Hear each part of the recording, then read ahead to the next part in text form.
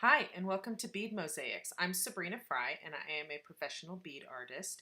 And today I want to talk to you about how to use borders to contain your beads and how you can use them to create flexible pieces using fewer beads, but also kind of a less technical method.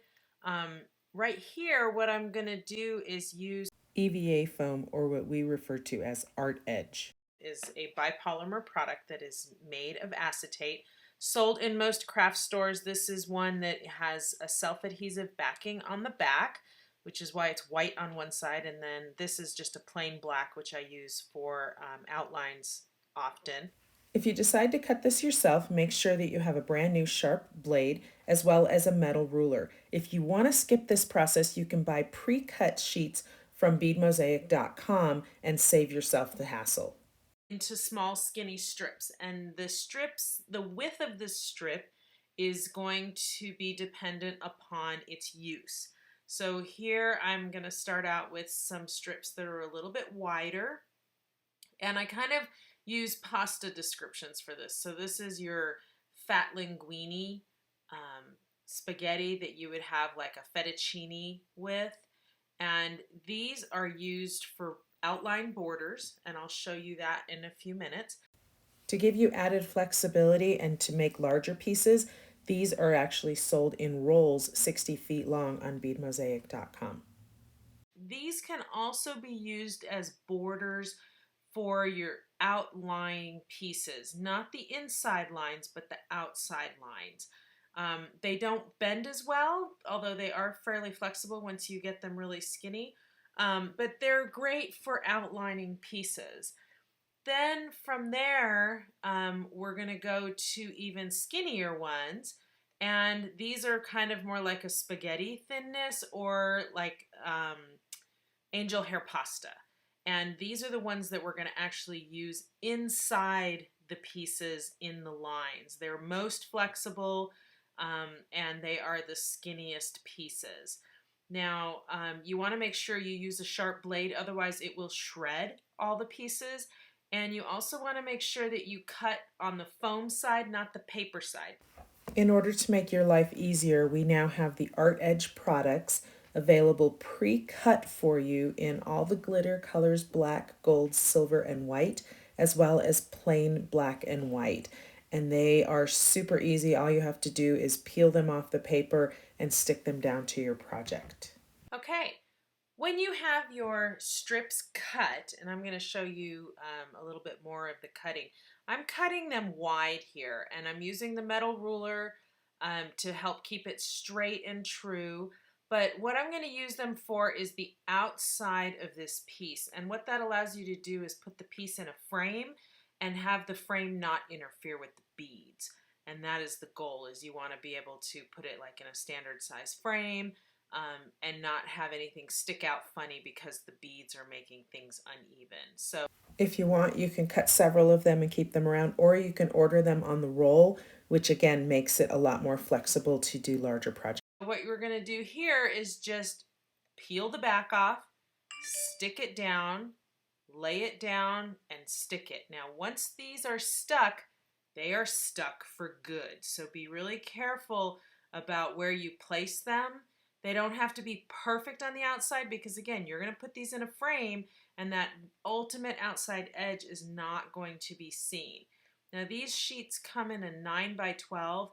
This frame that I'm using happens to be a little bit longer, so I piece them together and then trim them out. And when it's all done, you have a nice border that keeps the beads contained, but also lets you frame that, and it looks very professional. Once your outside border is done, you can use the little skinny pieces to create the inside borders. And what I've done here is put the outline of the piece down, covered it with a primer so that the pencil lead doesn't stick onto the foam, the back of the foam. And then you're just going to outline right over the top of your outline. You're going to go over it with your really skinny piece Of Art Edge. and I usually peel the back off as I go. That way I can save all the little pieces. One thing you want to make sure that you do here is to cut at an angle if it needs to be cut at an angle. And the goal on that is you don't want to leave any gaps between the foam.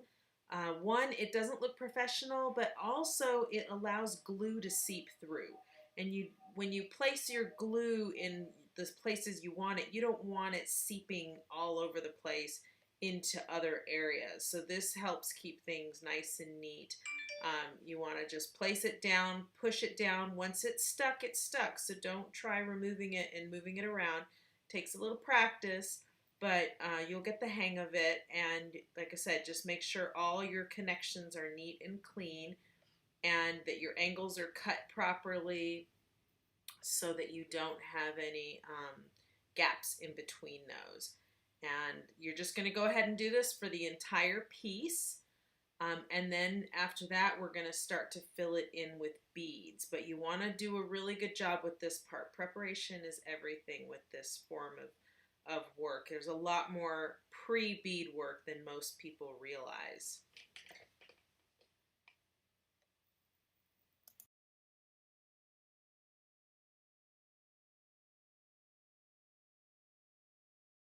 So now that all the borders are laid, we are going to start adding beads. And what I've done is some pre-prep work here. The green leaves and the black on the inside are bugle beads that I laid earlier.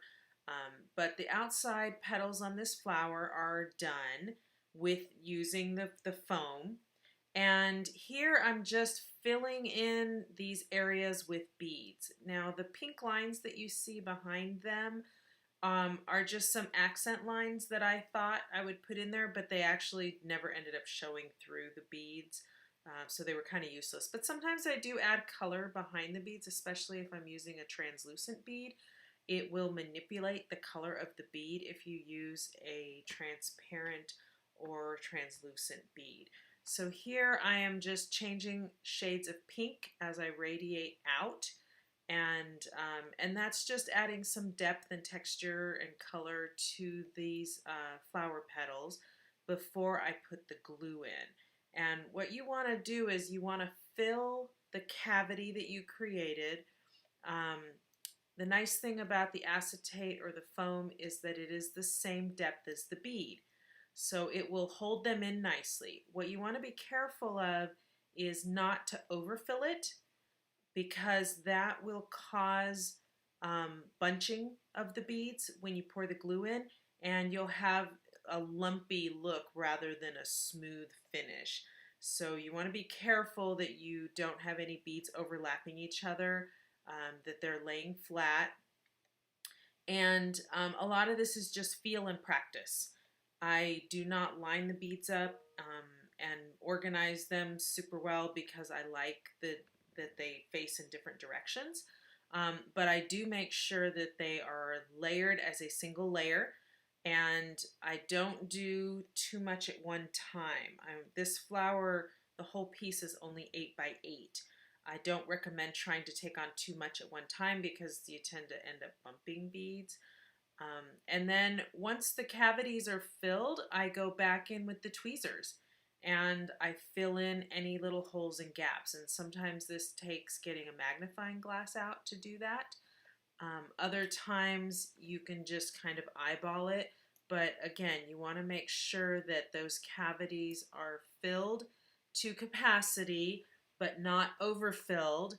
And then when you're done with the gluing process, you will go back with a pair of tweezers and individual beads and fill in any gaps that came about.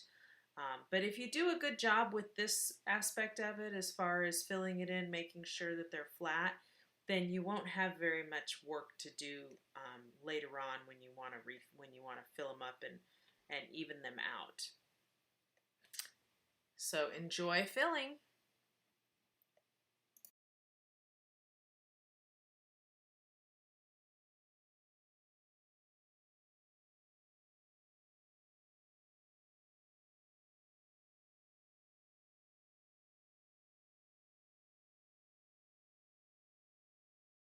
And this is a glue mixture that I've shown in other videos.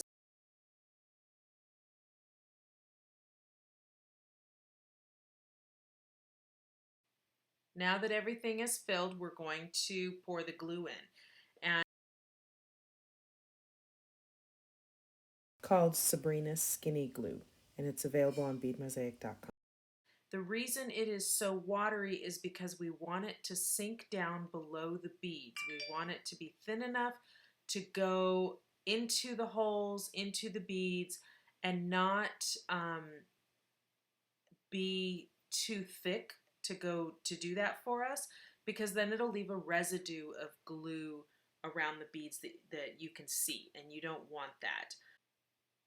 Now just set that aside for a day and it will be dry for you. Thank you for watching this video. I really appreciate it. I hope you'll subscribe to my channel and follow me on Facebook and Instagram. Hope you have a wonderful day. Thank you for tuning in.